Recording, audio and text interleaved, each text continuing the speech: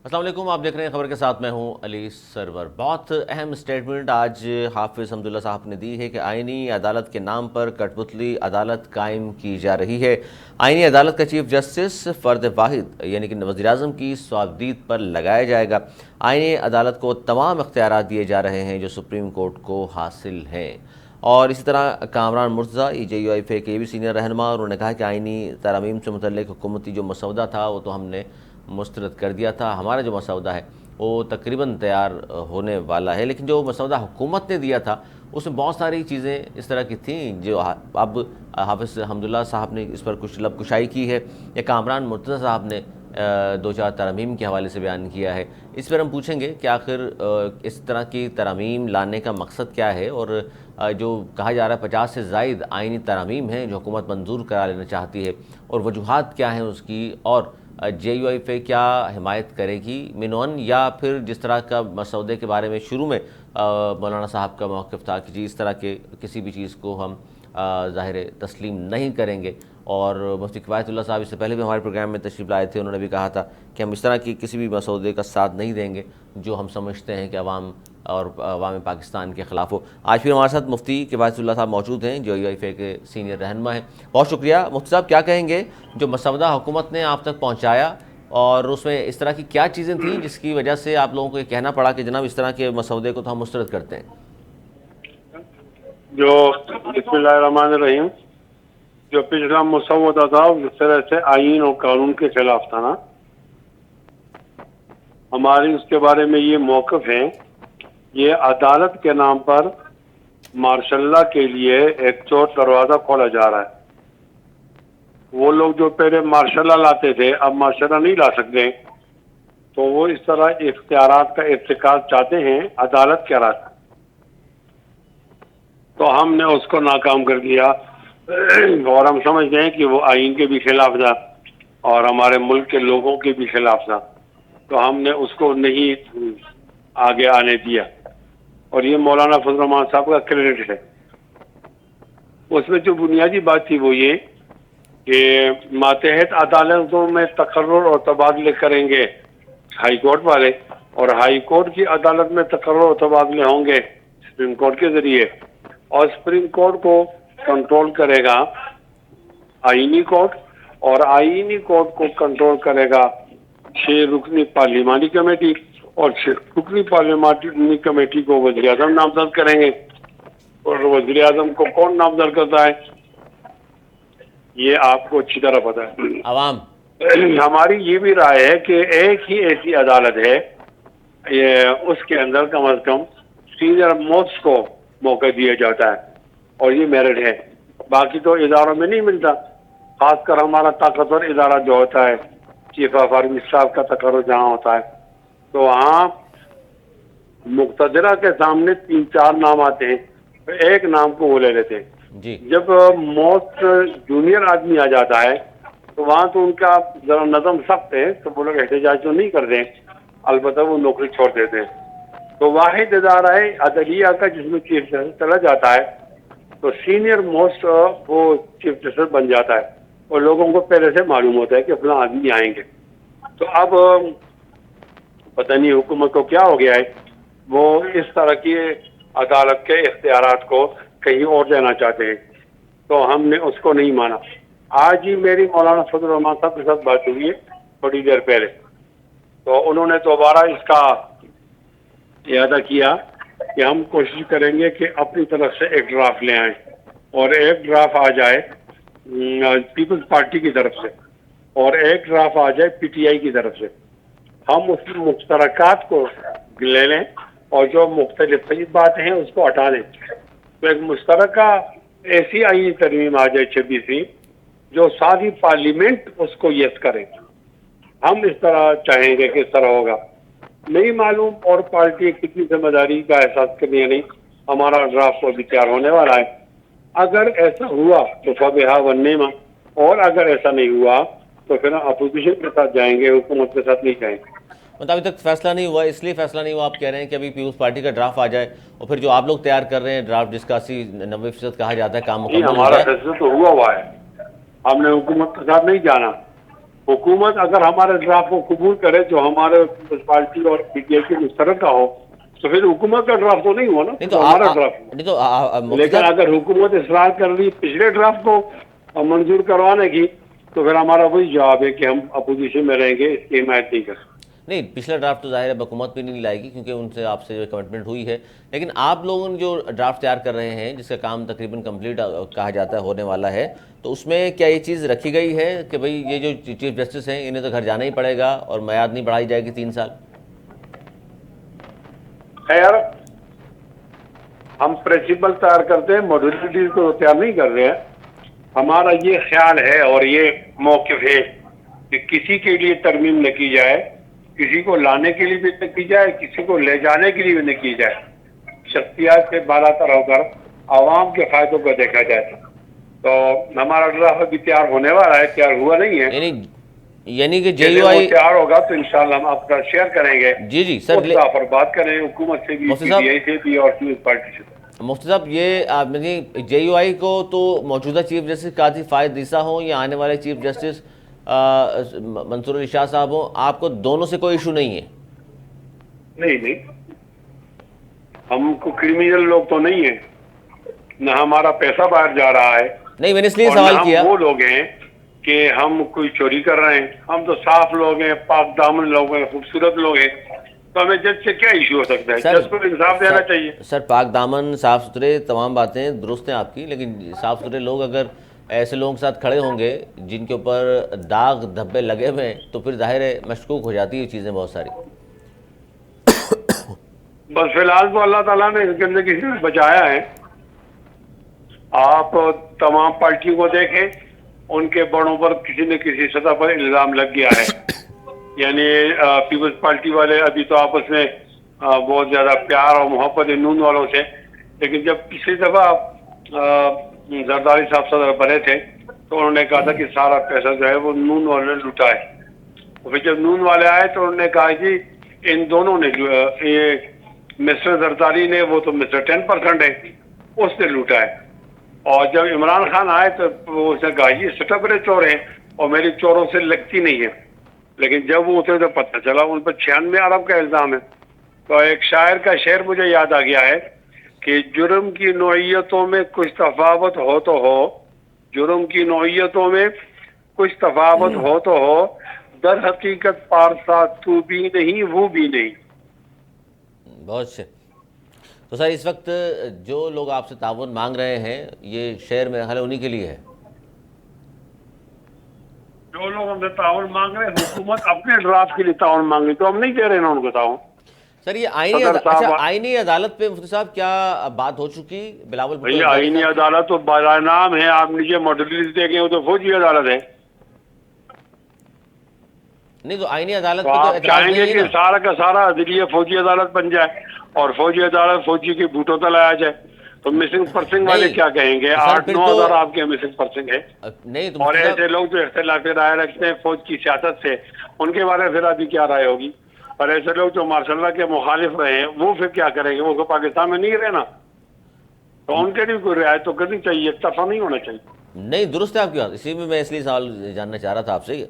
ज्ञानचंद साहब भी मौजूद है पाकिस्तान पीपल्स पार्टी से, और माहिर कानून रियासत अली आज़ाद साहब भी मौजूद हैं। आप दोनों को भी मैं खुशामदीद कहूँगा। एक मैं इजाफा करता हूँ जी, अफसोस की बात तो ये है कि जो लोग पानामा और इकामा में डसे हुए हैं, आज वो डसने वालों की, जो लोग डसने वाले हैं उनकी हिमायत कर रहे हैं। और सर, उन्हीं के कहने पर मसौदा लेके आप तक भी आए थे कहा जाता है, और आप लोगों ने भी कहा। वजीर कानून ने कहा मुझे मसौदा मिल गया है, क्या माना? इसका अपना नहीं था। अगर ये रफ ले लेते, कुछ अपने हाथ से बना लेते तो कुछ ना कुछ शर्म तो रह जाती। उसने कहा मुझे अब मिल गया है, तो फिर पता है कहाँ से आया है? सर, आप लोगों को तो बता दिया होगा उन्होंने कहाँ से लाए थे। ABCDEFGH। सर, GH तक ही आए आप, ABC तो आगे भी जाती है सर। मिलेंगे उन्हें जाना चाहिए तो। आप चाह रहे हैं कि बात Q से और Z तक पहुंचे? नहीं, हमने बता दिया, वो आखिर के लिए इशारा काफी होता है। ABCDEFGHQ। सर, ये मामला क्यों पहुंचता है GHQ और जो बता रहे हैं आप ABC के हवाले से? भाई वो जुर्म करते हैं, फिर हमें जुर्म को छुपाते हैं। अब 24 का इलेक्शन उन्होंने नतीजे तब्दील कर दिए। 180 सीटें पीटीआई की उनको दे दी हैं, मुस्लिम यूनियन को। तो अब फिर बाद में वो इस तरह तरमीमें लाते हैं कि कोई हमसे पूछा नहीं। और इसका मतलब तो ये हुआ सर आपकी बातों से, तो फिर तो ये जिस तरह की तरमीम लाना चाह रहे हैं तो आपका फिर दो टोक मौक़िफ़ सामने आ जाना चाहिए कि जी हम तो कम से कम साथ नहीं दे सकते इन चीज़ों का। आ गया ना भाई। ज्ञानचंद साहब क्या कहेंगे? ये हम मुफ्ती किफ़ायतुल्लाह साहब मौजूद हैं नहीं और वो मानते थे, साफ कह रहे हैं कि आईनी नहीं अदालत, मानते, नहीं मानते हैं। आईनी अदालत का मतलब भी फिर तो अब फौजी अदालत ही आगे है। तीनों जमातें एक ड्राफ्ट अपने अपने ड्राफ्ट तो ला रही हैं, देखें वो कहाँ तक मुश्तरका बनता है। अगर मुश्तरका बना तो हम उसका हिस्सा होंगे, और सिर्फ हुकूमत की तरमीम आई तो हम उसकी डट कर मुखालिफत कर रहे हैं। पहले भी हमने हुकूमत को चारों शान चट लिटवाया है, गिराया है, इस तरह आइंदे भी करेंगे इंशाअल्लाह। इनके पास कोई रास्ता नहीं, इनके पास इल्ला ये कि पीटीआई रास्ता के लोगों को तोड़कर हाफ स्टेडिंग कर लें। अगर वो करेंगे तो उनका चेहरा और मजीद बदसूरत हो जाएगा, और हम ज्ञानचंद ऐसा नहीं होने देंगे। जी सर मैं पूछ लेता हूँ, और लोग ज्ञानचंद तो साहब भी नए नए मौजूद पैदा होंगे हैं, रात वैसे रात साहब को, भी मौजूद कि हैं, वो ज्ञानचंद नए साहब। पैदा हो जाए और नए बन जाए। लोग तो यही है, इनके पास गेम पूरी नहीं है, नंबर गेम। सर वो उम्मीद है 63 जिस तरह हम पिछली दफा जीत गए थे, जब वो 63 सब खून मार रहे थे अदालत, सर आइंदा भी हम जीतेंगे। मुफ्ती साहब अब तो 63 कलदम हो चुका, आपकी हो सकता है ज़रूरत ना पड़े। दोबारा कही। सर 63 का कानून कलदम हो चुका, मैंने कहा हो सकता है कि आपकी पार्टी की ज़रूरत ना रहे। तो हाँ ना, वो हास्टेलिंग हो गए थे। फिर क्या करेंगे सर आप? 73 में तो यही कहा ना, पहले उसका वोट नहीं गिना जाता था, अब फ्लोर क्रॉसिंग की हिमायत होगी और वोट गिना जाएगा। तो जब वोट गिना जाएगा तो मुस्लिम लीग नून के लोग तो नहीं जाएंगे पीटीआई को, पीटीआई को लोग तोड़ेंगे, तो कोई अच्छी बात है। जी ये ज्ञानचंद तोड़ने साहब, वालों को फिर शर्म आनी चाहिए। ज्ञानचंद साहब सुन सकते हैं आप भी? जी सुन रहा हूँ। ज्ञानचंद साहब मुफ्ती साहब तो साफ फरमा रहे हैं कि जेयूआई का मौक़िफ़ सबके सामने है और आईनी मसौदा जो हुकूमत की तरफ से पेश किया गया उसको तो मुस्तरद कर दिया। अब ये जाहिर है अपना एक आईनी मसौदा बना रहे हैं, फिर आपकी पार्टी भी लाएगी, फिर वो कह रहे हैं पीटीआई को भी लाना चाहिए, फिर हम देखेंगे तमाम चीज़ों को, फिर हम बात करेंगे। लेकिन आईनी अदालत के भी हक में नहीं है जेयूआई पे। देखिए जी, ये तो उनका मौकफ है और हमारा भी बिल्कुल यही मौकफ है। हमने तो पाकिस्तान बार कौंसिल के कुछ मेंबरान और पूरे पाकिस्तान से लॉयर कन्वेंशन हमने किया था, जिसके अंदर हमने इन तमाम जो अमेंडमेंट्स हैं कॉन्स्टिट्यूशन के अंदर, उसको हमने रिजेक्ट कर दिया था। सवाल ये पैदा होता है कि अगर आप आईनी अदालत बनाने जा रहे हैं तो ये एक सुप्रीम कोर्ट बना रहे हैं, जिसके अख्तियारात अंडर आर्टिकल 189, 190, 184(3) और 199 जो रिट जुरिस्डिक्शन है, आप उसको कर्टेल कर रहे हैं। और दूसरा ये आर्टिकल 8 और आर्टिकल 9 को आप जो है वो आप खत्म करने, जो सिक्योरिटी ऑफ पर्सन है, और जो आपका जुडिशल कमीशन को by virtue of this judicial package आप खत्म कर रहे हैं, पार्लिमानी एक कमीशन बराए तैनाती जजेस बना रहे हैं, ये सारा कॉन्स्टिट्यूशन का स्ट्रक्चर चेंज करने के मुतरादिफ है, जिसके हक में हम नहीं है। ये एक मुतफिका आइन है जिसको इस बिल्कुल कतई तौर पे नहीं छेड़ना चाहिए, ना इसके साथ छेड़छाड़ करनी चाहिए। और फिर ये कि जो ट्राइकॉटमी ऑफ पावर है उसके और अल जिहाद trust versus federation of Pakistan supreme court की जजमेंट में अदलिया को इंतजामिया से अलग कर दिया गया था। अब दोबारा से आप रियासत आज़ाद साहब एक बड़ी अहम चीज़ कल गुफ्तगू हमारे गुज़श्ता प्रोग्राम में हुई एहतजाज हसन साहब से, उन्होंने कहा कि शुरू में जब ये खाका पेश किया गया था मोहतरमा बेनज़ीर भुट्टो शहीद के दौर में, तो हमारा जो जहन था आईनी अदालत के हवाले से वो ये था कि जिस तरह शरीयत कोर्ट है उसका अलग चीफ जस्टिस होता है, उस जुज़ियात तय नहीं की थी हमने, तो फिर क्या मुज़ायका है, शरीयत कोर्ट का भी चीफ जस्टिस अलग होता है, कोर्ट अलग है, तो ये आईनी अदालत में आईनी मुकदमा सुन लेगी चीफ जस्टिस बैठ कर? नहीं, उन्होंने इस तरह से बात की होगी, आपको शायद थोड़ा सा अंडरस्टैंड करने में फर्क लगा होगा कि जो शरीयत कोर्ट है, फेडरल शरीयत कोर्ट, इसका ठीक है चीफ जस्टिस अपनी जगह पे, लेकिन इसका फैसला सुप्रीम कोर्ट ऑफ पाकिस्तान में चैलेंज होता है और वहां पे शरीयत अपीलेट बेंच है। इसी तरह आप हाई कोर्ट्स के अंदर जहाँ पे 10 जज वहां 15 कर दें जो कॉन्स्टिट्यूशन मैटर सुनेंगे और उनकी अपीलें जो है वो सुप्रीम कोर्ट में जाएंगे, और सुप्रीम कोर्ट में एक बेंच आप कॉन्स्टिट्यूशन मैटर को डील करने के लिए डेजिग्नेट कर दें। ये तरीका कर सुप्रीम कोर्ट के पैरेलल एक सुप्रीम कोर्ट आप या उससे सुप्रा सुप्रीम कोर्ट बनाएंगे तो वो जुडिशल स्ट्रक्चर और आर्टिकल 227, आर्टिकल जो चैप्टर नंबर 8 चैप्टर नंबर 2 के अंदर आर्टिकल 8 से 28 है और इन्जंक्शन ऑफ इस्लाम, उससे कोई भी लेजिस्लेशन या जुडिशियल स्ट्रक्चर को आप चेंज करते हैं तो वायरिस को हाई कोर्ट में भी चैलेंज किया जा सकता है, सुप्रीम कोर्ट में भी उसको चैलेंज किया जा सकता है। और मैं समझता हूँ कि ये एक सियासी अदालत है और सियासी तैनातियां और उसके फैसले भी सियासी होंगे, और इसलिए हमने इसको रिजेक्ट किया। ज्ञानचंद साहब, गुफ्तगू सुन रहे हैं आप, क्या कहेंगे इस हवाले से? आईनी अदालत के हवाले से भी बहुत ज़्यादा तहफ़्फ़ुज़ात हैं, वकला बरादरी के भी और JUI के पास भी तहफ़्फ़ुज़ात हैं, PTI तो ज़ाहिर है ही अपोजिशन में, क्या कहेंगे इस पर आप? देखिए, इख्तलाफात तो चलते रहते हैं, यही डेमोक्रेसी का, जमहूरियत का यही हुस्न है कि आप इख्तलाफ राय रखें। मुख्तलिफ पार्टीज को भी इख्तलाफात हैं, वकला ग्रुप्स को भी इख्तलाफात हैं, लेकिन उसके हक में भी एक बहुत बड़ी तादाद जो है कॉन्स्टिट्यूशनल अमेंडमेंट के हक में और कॉन्स्टिट्यूशनल कोड बनने के हक में भी एक बहुत बड़ी तादाद है, जो सिविल सोसाइटी की भी है, वकला तंजीमों की भी है और हमारे पार्लियामेंट के अंदर है। लेकिन कानून वही बनना है जहां पे आपको 2/3 मेजॉरिटी मिल जाए। कॉन्स्टिट्यूशन में अमेंडमेंट के लिए 2/3 मेजॉरिटी मिल आपके पास जिस दिन वो 2/3 मेजॉरिटी, ज्ञानचंद साहब 2/3 मेजॉरिटी आपके पास है नहीं, क्योंकि मुफ्ती किफायतुल्लाह साहब भी फरमा रहे हैं कि हम साथ नहीं देंगे और आपके पास नंबर ऑफ गेम में पूरे नहीं है, फिर चैलेंज भी हो सकता है। इस तरह सीनियर कानूनदान मौजूद हैं, रियासत आज़ाद साहब वही बता रहे हैं कि ये तो चैलेंज भी हो जाएगा अगर आपने 63 जो ए के ज़रिए हाउस ट्रेडिंग कर भी ली, नंबर गेम पूरे कर भी लिए, चैलेंज हो जाएगा। देखिए, ये हाउस ट्रेडिंग का खामखा का लफ्ज आ रहा है। हमने तो, हमारे पास 2/3 मेजॉरिटी तब भी नहीं थी जब 18वीं तरमीम पास हुई। वो तो एक बड़ी बड़ी बड़ी सारी चेंजेस थी, जो जनरल जिया के जो भी तरमीम थी उन सब को एक साइड पे करके दोबारा हम इसको 73 के कॉन्स्टिट्यूशन को बहाल किया किसी हद तक।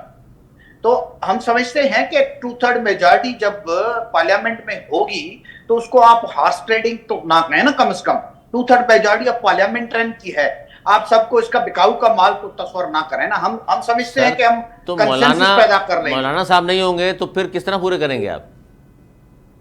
देखिए, आप किस तरह से कह सकते हैं कि मौलाना साहब सपोर्ट नहीं करेंगे? हम तो समझते हैं मौलाना साहब सपोर्ट करेंगे। हमारी से बातचीत चल रही है, जब कॉन्स्टिट्यूशनल अमेंडमेंट ट्रेबल होगी उसके बाद वहां पे हालात क्या होते हैं, PTI के कितने लोग सपोर्ट करते हैं, कितने नहीं करते हैं, बाकी पार्टी कितना सपोर्ट करती है, कितना नहीं करते हैं, क्या पता कि PTI वाले भी कंसेंसस में आ जाए, कोई ऐसा ड्राफ्ट आ जाए जिसमें सब लोगों की कंसेंसस। तो कब तक आ रहा है? तो इस वक्त में हम डिस्कशंस कर रहे हैं। ड्राफ्ट कहाँ है सर? जो कंसेंसस अभी पैदा नहीं हुआ है, अभी कोई पार्लियामेंट में वो टेबल नहीं है, उसपे वोटिंग नहीं हुई है। उसके से पहले हम समझते हैं कि सब चीजें अच्छी होंगी, हम पॉजिटिव, हमारी थिंकिंग है और हमारी वर्किंग है। अच्छी बात है, लेकिन सर उन्होंने हमेशा मफाहमत की सियासत की और लोगों को कंसेंसस पैदा किया, 73 के कॉन्स्टिट्यूशन में भी किया, उसके बाद भी अमेंडमेंट्स में किया। सर ये तो बातें जब आप कर रहे हैं, जब मौलाना साहब ने मना कर दिया, वरना रात की तारीखें में आपने तो पूरा प्लानिंग की हुई थी, मौलाना साहब इनकार ना करते तो सब कुछ मंजूर करा लेना था उस दिन आपने। नहीं, कैसे करा लेते? मौलाना साहब अगर हमारे साथ खड़े नहीं होते तो हमारे नंबर्स कैसे पूरे होते? यही तो गुजारिश कर रहा हूं। उस दिन रात 11 बजे तक असेंबली का इजलास बुलाया हुआ था, रात 11 बजे तक लोग बैठे रहे वहां पर। हम तो कोशिश कर रहे थे कि मौलाना साहब हमारे साथ आ जाएं, नहीं आए तो नंबर्स पूरे नहीं हुए, नंबर्स पूरे नहीं हुए तो टेबल ही नहीं हुआ। तो कंसेंसस पैदा करने के लिए बाकी ये जो टाइम मिला है, ये डिस्कशंस के लिए टाइम है। आप, मैं भी बहस कर रहा हूं, बाकी दोस्त भी बहस कर रहे हैं, तो इसमें तो कल पर भी बिलावल साहब ने कहा है कि हम तो अभी भी PTI भी अगर बात करना चाहेगी तो हम बात करने के लिए तैयार हैं। और ये पीपुल्स पार्टी के दरवाजे डायलॉग के लिए खुले हुए। ये तरमीम सिर्फ एक शख्स के इर्द गिर्द घूम रही है सर?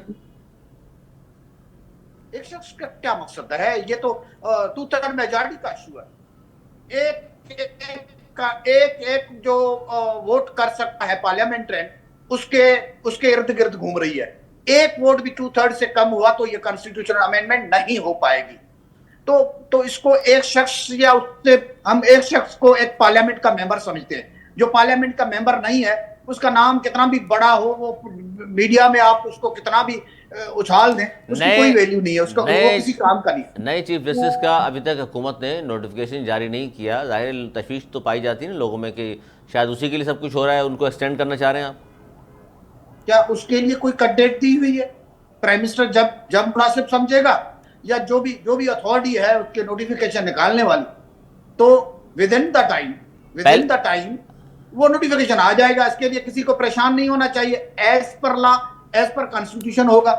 हम उसके लिए क्यों कंस्पेरेसी की थ्योरीज को क्रिएट करें और उसको डिस्कस करें? मतलब मैं समझता हूँ इन द टाइम होगा, तो ये सारी थ्योरीज को खत्म कर देना, एज पर कॉन्स्टिट्यूशन होगा, एज पर लॉ होगा। सारी थ्योरीज को खत्म कर दें, एक नोटिफिकेशन निकाल दें। हम किसी के ख्वाहिश पे क्यों निकालें?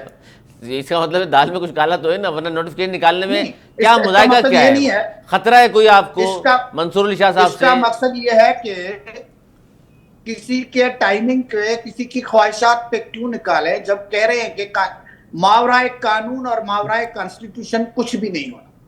और ये तो एज पर लॉ ये तो नहीं है कि कोई भी कह के अभी निकाल दो तो अच्छा, गवर्नमेंट अभी ही निकाल दे। लॉ में कदगन है कि 15-20 दिन पहले अगर निकालेंगे तो लॉ में कदगन तो नहीं है?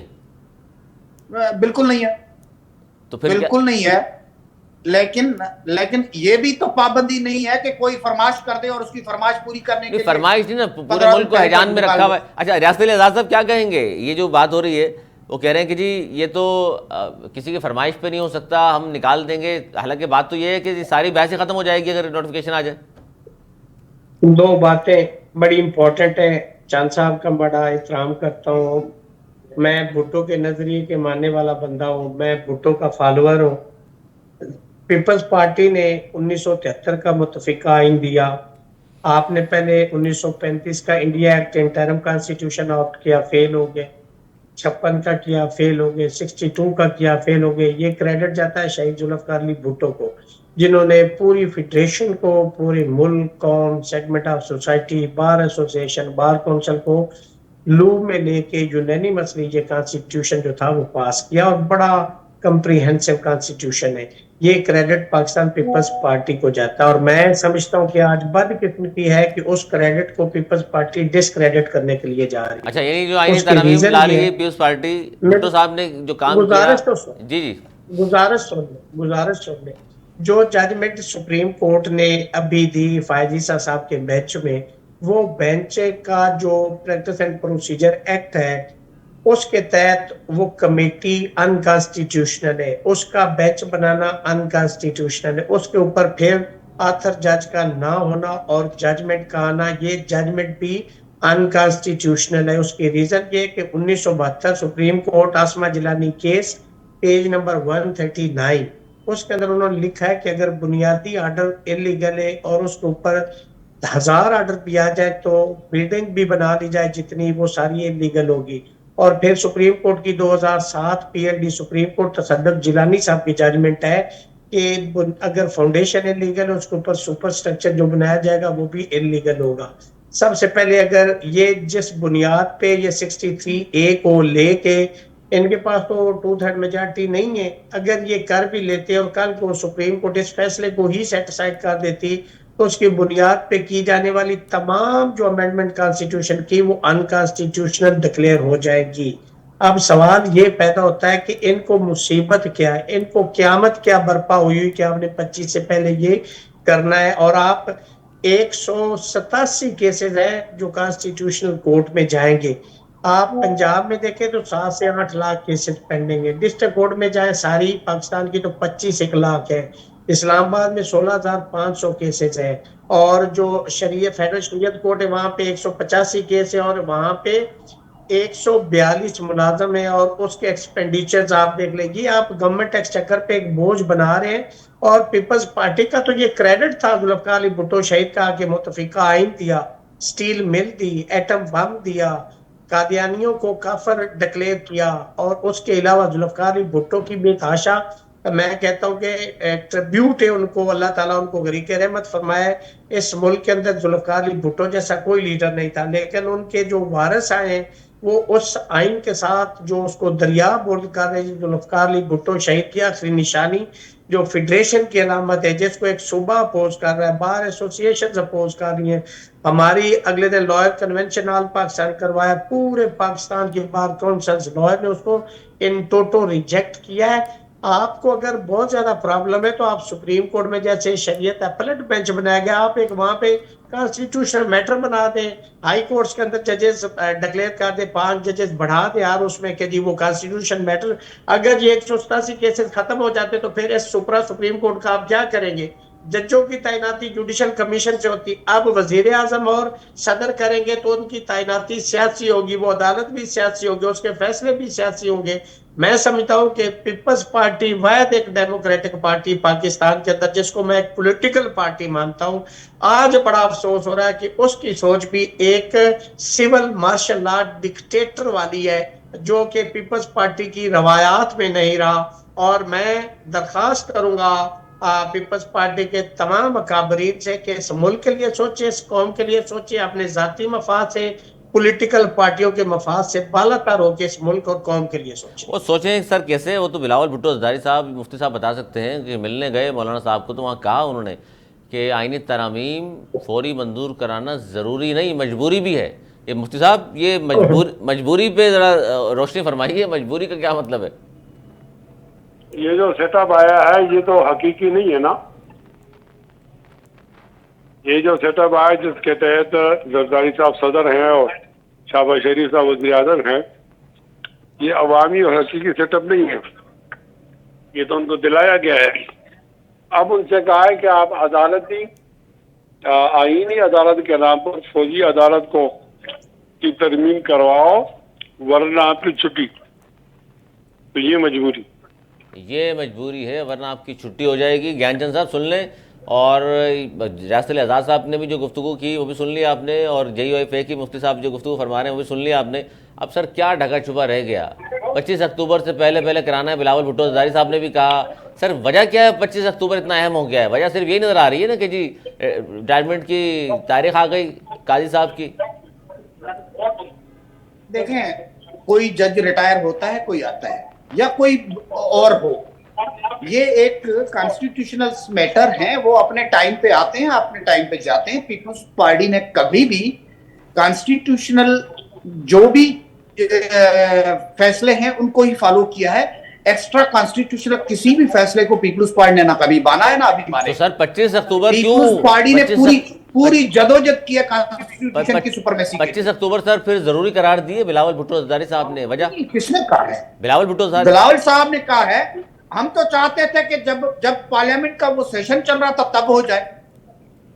जाहिर है, जो कहते हैं कि उससे पहले भी हो जाए, अगर नहीं होता है तो उसके बाद होगा, बाद हो जाना। यही तो मौलाना साहब ने भी कहा कि जल्दी क्या है आपको, 25 की बात करा लीजिएगा। तो देखिए 25 का क्वेश्चन नहीं है। 25 को एक चीफ जस्टिस जाना है, एक चीफ जस्टिस को आना है, वो उसको तो कोई रोक नहीं सकता ना, जब तक कोई कॉन्स्टिट्यूशनल अमेंडमेंट ना आ जाए। इसीलिए तो पहले करना चाह रहे हैं आप लोग। नहीं तो उसमें क्या होगा? पहले करने से क्या जो आने वाले चीफ जस्टिस के अख्तियार कम हो जाएंगे? आने वाला कौन होगा? 3 साल एज से बढ़ा देंगे, 3 साल आप। हमारे यहाँ जुडिशरी ने भी जितने ब्लंडर किए हैं वो हमारे सामने हैं, जितने बाकी इदारों में भी हुए हैं वो हमारे सामने हैं। कम से कम ये पार्लियामेंट है जो कॉन्स्टिट्यूशन की कस्टोडियन भी है और वो उसको मानती है। तो उसमें ये नहीं हो सकता कि आप 2/3 मेजॉरिटी के अलावा को कॉन्स्टिट्यूशनल अमेंडमेंट। सर मैं ज्ञान साहब से एक सवाल करना चाह रहा हूँ। जी पूछिए सर। सर मेरा एक आपसे सवाल है कि आपने कहा कि जो पार्लियामानी कमीशन बनाया गया था और इफ्तिखार चौधरी ने जबरदस्ती हमसे वो अमेंडमेंट करवा ली थी, वो हमारी गलती थी। अगर आज उसको आप गलती कह रहे हैं तो इसको आप कब गलती कहेंगे? और दूसरी बात, आपका प्रैक्टिस एंड प्रोसीजर एक्ट बनाया आपने, 1 साल नहीं चला, अब आप 58 अमेंडमेंट ला रहे हैं, तो ये तो आपको जिस हिसाब से आपने उस पर होमवर्क किया और साल नहीं चला, इस पे तो आपको मेरे ख्याल में कि 80 साल चाहिए होगा इतनी अमेंडमेंट्स करने के लिए और उसके लिए होमवर्क करने के लिए, जिसमें आप पूरा हुलिया कॉन्स्टिट्यूशन का बिगाड़ रहे हैं। हम तो जुल्फकार अली भुट्टो की ये जो कौम है ना, ये मकरूज है, ये पाकिस्तानी कौम जुल्फकार अली भुट्टो की, कि जिन्होंने इस कौम के एक एजेंडे दुरुस्त कॉन्स्टिट्यूशन है। पे मुत्तफिक किया। क्यों आप उसके साथ खिलवाड़ करने के लिए जा रहे हैं? आपकी क्या मजबूरी है? मजबूरी ज्ञानचंद साहब बता दें। बैरिस्टर तैमूर मलिक साहब भी हमारे साथ मौजूद हैं। देखें बहुत शुक्रिया आपका बैरिस्टर देखें साहब। वो हमारे वकील साहब हैं, उनको उनसे तो उनका तो काम ही ये दलाल देना है, सच्चे हों झूठे हों जो भी हों। अच्छा, सच्चे जुल्फकार झूठे अली भी भुट्टो जुल्फकार अली भुट्टो ने अगर एहसान किया था तो उसकी पीपल्स पार्टी ने भी बड़ी कुर्बानियां देकर जुल्फकार अली भुट्टो के शहादत के बाद बेनजीर भुट्टो ने शहादत दी है। उसके बाद आसिफ अली जरदारी ने भी जेलों में रहकर बड़ी सख्तियां सहकर भी पार्लियामेंट के साथ खड़े हुए हैं। आज भी अगर पाकिस्तान को बहरानी कैफियत थी तो पीपल्स पार्टी ने अपनी सियासत को भी दांव पे लगाकर उस बहरान को संभलने के लिए नून लीग से भी इताद कर लिया। और अब हम चाहते हैं कि जो वायदे शहीद मोहतरमा बेनजीर भुट्टो ने किए थे वो उन पे अमल किया जाए। उसमें किसी को हमने रोका नहीं हुआ है, ना जमायत इस्लामी को, ना जमीयत उलमा इस्लाम को या और कोई पॉलिटिकल पार्टी को, ना किसी वकला तंजीम को कि वो अपना ओपिनियन ना दे। लेकिन अल्टीमेटली होना वो है जो पार्लियामेंट की 2/3 मेजॉरिटी से होना है। हम उसके साथ खड़े हैं। पीपल्स पार्टी का एक मौकफ है जो हम समझते हैं कि सही है। कोई पाकिस्तान पे कोई नहीं आ रहा है, किसी को कोई तकलीफ हो रही है कि भाई ये क्यों हो जाए, वो अलग चीज है। हम तो कह रहे हैं कि पार्लियामेंट को ये राइट है और पार्लियामेंट जब भी उसके पास ये नंबर्स हो गए तो करती है तो कर सकती है। बस ये तो फिर बिल्कुल दुरुस्त फरमाया। लेकिन ये ताबे होगा जो आर्टिकल 227 है और चैप्टर नंबर 2 आर्टिकल 8 से 28 और इंजंक्शन ऑफ इस्लाम के ताबे होगी। लेकिन सीओडी 2006 का था, इस पे तो आसिफ अली जरदारी ने फरमाया था ये कुरान और हदीस नहीं है। और अगर ये कुरान और हदीस आज आपको 18 साल के बाद याद आ गया है तो क्या सिर्फ उसके अंदर आईनी इसकी बात थी? उसके अंदर हॉर्स ट्रेडिंग का भी इशू था जिसको आज आप सारे पॉलिटिकल लोग उस पर शादियाने बजा रहे हैं। मोहतरमा बेनजीर भुट्टो ने जो इस मुल्क के अंदर नीट एंड क्लीन सियासत की, आज तक उन पे एक टके का करप्शन का इल्जाम नहीं था। क्या आप बेनजीर भुट्टो मोहतरमा शहीद की उस लिगेसी को आप फॉलो कर रहे हैं कि या आज के उस दौर की आप सियासत कर रहे हैं उस पॉलिटिकल पार्टी के साथ बैठे जिन्होंने बेनजीर भुट्टो की सर मैं पूछ लेता हूँ की मैं पूछ लेता हूँ सर मैं पूछ लेता हूँ पेट फाड़ना था। मैं एक मिनट बैरिस्टर साहब भी मौजूद हैं, बैरिस्टर तैमूर मलिक साहब भी मौजूद हैं, उनको भी शामिल कर लूँ। ज्ञानचंद साहब तवक्कुफ कीजिएगा, ज्ञानचंद एक मिनट तवक्कुफ कीजिएगा। बैरिस्टर साहब से भी पूछ लूँ, आपसे तैमूर मलिक साहब क्या कहेंगे खासतौर पर जो ये आईनी तरमीम का जो मामला है और अब तक जाहिर है जो चीज़ें सामने आई हैं उसमें लगता यही है कि 63A के बाद तो गवर्नमेंट के पास बहुत सारे ऑप्शंस आ गए हैं, सिर्फ मौलाना साहब नहीं रहे। जी बिस्मिल्लाहिर्रहमानिर्रहीम। देखें ऑप्शंस क्या आ गए हैं, ऑप्शंस तो फ्लोर क्रॉसिंग के हॉर्स ट्रेडिंग के ही हैं और तो कोई ऑप्शन नहीं है। पाकिस्तान तहरीक इंसाफ की पार्लिमानी पार्टी और पार्टी ने सब मेंबरान को बड़ी वाज़ेह हिदायत। जी ज्ञानचंद साहब, जो सवाल उठाए हैं रियासत आज़ाद साहब ने वो भुट्टो साहब की मुसलसल जाहिर है जो काविशें हैं उनकी तारीफ भी कर रहे हैं, लेकिन आज जिस हाल में पहुंच गई पीपल्स पार्टी उस पर वो क्रिटिसाइज सर मैं कर्ज कर दूं ज्ञान साहब मैं पीपल्स पार्टी जुल्फकार अली भुट्टो शहीद और मोहतरमा बेनजीर भुट्टो शहीद उसका फॉलोअर हूं। मेरा किसी पॉलिटिकल पार्टी और से ताल्लुक नहीं है, लेकिन आज की जो पीपल्स पार्टी है मैं उसमें नहीं हूं सिर्फ इसीलिए कि हमने मोहतरमा की सियासत को देखा, हमने जुल्फकार अली भुट्टो शहीद की सियासत को देखा है जिससे आज की पीपल्स पार्टी डेविएट कर रही। मैं जाती तौर पे इख्तलाफ रखता हूँ, माजरत के साथ, मेरे लिए बड़े रिस्पेक्टेड है और मैं हमेशा कहता हूँ इस मुल्क में अगर कोई पॉलिटिकल पार्टी है जिसकी तरबियत पॉलिटिकल है, जिसके खून और रगों में यह कि किसी को पॉलिटिकल विक्टिमाइज नहीं करना, वो उस पीपल्स पार्टी के मानने वाले। बिल्कुल सही है जी। बैरिस्टर साहब आप भी कंप्लीट कर लें। ज्ञानचंद साहब कंप्लीट कर लें जरा बैरिस्टर साहब, उसके बाद आप तफसील से जवाब दे दीजिएगा। जी बैरिस्टर साहब। जी देखिए मैं यही कह रहा हूँ कि जी ये तो किसी तरीके से भी नंबर्स इनके पूरे नहीं है।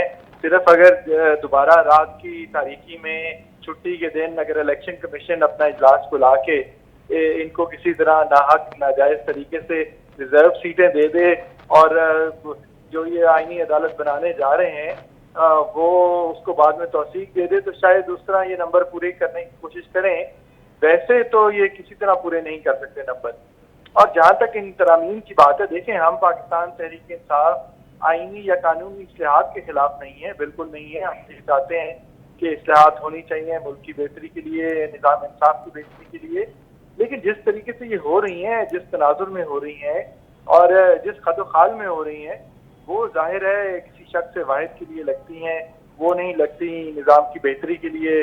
वो लगता है कि हुक्मरान अपने फायदे के लिए करना चाह रहे हैं और ऐसे खुफिया तरीके से राजदारी से कर रहे हैं कि वो बहुत सारे शक और शुबहात जो हैं, जन्म ले रहे हैं, खदशात वो जन्म लेते हैं और वो ले रहे हैं। हमें पता ही नहीं है कि ये क्या तरमीम करने जा रहे हैं। कभी कुछ सुनने को मिलता है, कभी कुछ और सुनने को मिलता है। और फिर पाकिस्तान पीपल्स पार्टी के चेयरमैन आके जब टीवी पे ये कहते हैं कि अगले चीफ जस्टिस मंसूर अली शाह साहब के ऊपर खदशात ये हैं कि वो जजेस को कंट्रोल नहीं कर पाएंगे, तो फिर हमारे जो तहफ़्फ़ुज़ात हैं, खदशात हैं, वो ज़्यादा दम पकड़ते हैं कि इसका मतलब यही है कि ये ऐसा चीफ जस्टिस चाहते हैं जो कि पूरे एपेक्स कोर्ट को कंट्रोल कर सके और एक ही सिम्त में सब चीज़ें चलें, जो कि पाकिस्तान के निज़ाम में इंसाफ के लिए बिल्कुल ठीक नहीं है। तो ये बातें हैं, बाकी तो ये मफरूज़े हैं। हम चाहेंगे कि ये ऐसी जल्दबाजी ना करें, इस चीज़ को प्रॉपरली आवाम के सामने रखें, मीडिया के अच्छा, सामने इसमें रखें, बैरिस्टर साहब, जहां हम डिस्कशन हो। आईनी तरमीम की बात कर रहे हैं, साथ साथ मैं चाहूँगा सियासी हवाले से भी थोड़ी सी बात की जाए, क्योंकि गंडापुर साहब ने सीएम KPK हैं दोबारा जो धमकी दी है सर वफाक पे चढ़ाई करने की कि IG को तब्दील कर दें पंजाब के, वरना मैं धावा बोल दूंगा वफाक पर दोबारा। तो सर ये सियासत किस तरह की कर रही है आपकी पार्टी, क्योंकि जो कुछ होता रहा है वो हम सबके सामने है, और फिर दोबारा एक गोली के मुकाबले में 10 गोलियां चलाना, दोबारा वफाक पर चढ़ाई की धमकी, भारतीय वज़ीर ख़ारजा को बुलाकर ख़ताब कराना, सर ये तो मतलब पाकिस्तान के आइन और कानून से मावरा चीज़ें सारी। नहीं, देखें, मेरे ख्याल में वो एक वज़ीर आला हैं, एक सूबे के मुंतखब वज़ीर आला हैं। उन्होंने वो बात धावा बोलने की कोई वो अपने जज्बात में बह के कही है। और दूसरी बात है कि उस तनाजुर में नहीं कि वो धावा बोल देंगे। उनका मकसद शायद कहने का यही था कि जो जुल्म और जबर अगर किसी एक अफसर ने किया है तो उसको तब्दील करना चाहिए। वो एक वज़ीर आला, एक इकाई के सूबे के वज़ीर आला से ज़्यादा अहम नहीं हो सकता है। और अगर तब्दील नहीं करते उनके कहने पर, तो फिर मतलब वही बात जो वो कर रहे हैं धमकी, उसको हम अमली जाम पहनाएंगे। देखें, फिर ये सवाल आप उनसे पूछ सकते हैं कि उन्होंने किस तनाजुर में बात की। मैं इसको इस तरह पढ़ता हूँ, देखता हूँ कि जाहिर है कि रिस्पॉन्सिबल कॉन्स्टिट्यूशनल ऑफिस होल्डर है, हरगिज भी कोई भी दावा नहीं बोल सकता रियासत के ऊपर, वफाक के ऊपर। तो वो ये बात नहीं होगी किसी और दूसरी जो आपने उनकी बात की, देखें, फॉरेन मिनिस्टर को दूसरे मुल्क के उनको बुलाने की, वो तंजिया तरीके से बात की थी। उस पर बैरिस्टर सैफ ने क्लैरिफिकेशंस भी दी हैं, कई चैनल्स पे प्रेस रिलीज भी शायद दी कि उन्होंने इस तनाजुर में नहीं बात की थी। वो तो ये कह रहे थे कि यहाँ पे कोई हालात नहीं है निज़ाम इंसाफ के, बुनियादी हकूक के, जमहूरी हकूक के, तो जो लोग आ रहे हैं वो भी देख लेंगे कि क्या हो रहा है। तमाशा तो हुकूमत ने खुद बनाया हुआ है। ये हरगिज बात नहीं थी कि उनको वाकई बुला के कोई हिस्सा बनाया जाएगा, ऐसी बिल्कुल कोई बात नहीं। इस तरह की कोई बात नहीं आप कह रहे हैं। जो तशरीह आपने फरमाई है बैरिस्टर साहब, जाहिर है गंडापुर साहब ने तो इस तरह की तशरीह नहीं की, लेकिन आप जाहिर है आप करीब है उनके, आपकी पार्टी भी ज़ाहिर है, और आपने ज़ाहिर जिस तरह तशरीह कर दी ये तो जान छूट जाएगी इसकी। वरना तो जिस तरह एक गोली के मुकाबले में 10 गोलियाँ, वफाक पर चढ़ाई, भारतीय वज़ीर ख़ारजा, दुश्मन मुल्क का वज़ीर ख़ारजा, उसको ख़ताब, उसकी दावत देना, जाहिर है ये कोई इस तरह की बातें सुनने के बाद हुकूमत जो कुछ फिर सोच रही है आपकी पार्टी के बारे में वो भी आप जानते हैं। नहीं, बिल्कुल, मैं तो आपको बता दिया है कि ऐसी कोई बात नहीं है। और अच्छा, वैसे सर के लिए एहतजाज करना एक अलग चीज़ है, लेकिन इसको हट के नहीं लेना चाहिए। बैरिस्टर साहब, इस पे भी थोड़ी रोशनी डाल दीजिए, जहाँ इतनी बात आपने की है कि जो D चौक पर तशरीफ़ लाए थे CM साहब KPK के, बेसिक मकसद क्या था वहाँ आकर एहतजाज करना? खान साहब को रिहा करा कर वापस ले आना था, या फिर सिर्फ D चौक पे हाजिरी लगानी थी और वापस चले जाना था? देखिए, पहली चीज तो यह है कि ये कोई खान साहब की रिहाई से मुंसलिक एहतजाज नहीं था। ये तो पाकिस्तान में आइन की बालादस्ती, कानून की हुक्मरानी, अदलिया की आज़ादी के लिए एक प्रोटेस्ट था जो कि पीसफुली होना चाहिए था। हुकूमत को इस तरह की रुकावटें नहीं खड़ी करनी चाहिए थी, टेयर गैस, रबर बुलेट की फायरिंग नहीं करनी चाहिए थी। ये तो आने देते आवाम तो आप आके लोगों को भी अपना पीसफुली एहतजाज एहतजाज करते करना चले चाहिए था। तो आप लोगों को और ये पीसफुली बिल्कुल कोई बात। और देखिए मेरे जैसे वकील 12 हम तो सिर्फ कानून के दायरे में रहते हुए ही काम करते हैं और अदालतों से ही रिलीफ ले रहे हैं। जिस केसेस में खान साहब बरी हुए वो भी अदालतों से ही हुए और वो गिरफ्तार होने से पहले भी अदालतें ही भुगत रहे थे और बाकी पार्टी भी। तो ये बिल्कुल कोई इरादा किसी का नहीं है कि जाके अडियाला के दरवाजे खोल के उनको कोई निकाल लेगा। ऐसी बातें नहीं है, ना ऐसा पार्टी का मौकफ है, ना सोच नहीं है, सर, ना आप ख्वाहिश है। देखें जो जब वहाँ से चलते हैं केपीके से असला बरदार लोग भी साथ होते हैं, उनके पेट्रोल बम भी बनाए हुए उन्होंने वहाँ नहीं, फिर पेट्रोल पंप वगैरह की बात तो जी हम उसकी बिल्कुल करेने भी साथ रखी। सर अब 2 लोग पकड़े गए ना सर, नहीं, बिल्कुल देखें वो ये नौजवानों की कोई वीडियोस किसी के देखी पास होंगी कोई आपने। नहीं थे। और जो असले की देखिए वहाँ पे ये क्योंकि एक शख्स अगर केपीके से चल रहा है और ये कह के चलता है कि जी इनकलाब लाने जा रहा हूँ, सर इनकलाब मतलब असले के साथ इनकलाब आएगा या क्या सोचा हुआ है इनकलाब? पर्सपेक्टिव में अल्फाज यूज होते हैं, ये कोई ये इनकलाब नहीं है, कोई हुकूमत गिराने चले हैं। किसने कहा था? ये कोई नहीं कहा था कि ये कुछ और हुकूमत बात हो रही है। तो ये तो सिर्फ एक थॉट प्रोसेस का नाम है, बाकी अल्फाज का चुनाव बेहतर हो सकता है यकीनी तौर के ऊपर। बहुत ये शुक्रिया, बातें बहुत शुक्रिया बैरिस्टर साहब आपका, वक्त की किल्लत है। ज्ञानचंद साहब बहुत शुक्रिया आपका, मुफ्ती किफायतुल्लाह साहब और बैरिस्टर रियासत अली आज़ाद साहब माहिर कानून में हमारे साथ मौजूद थे। नाज़रीन, ये था हमारा आज का प्रोग्राम। अगले प्रोग्राम तक के लिए मुझे मेरी टीम को दी इजाज़त। मौलाना के पान।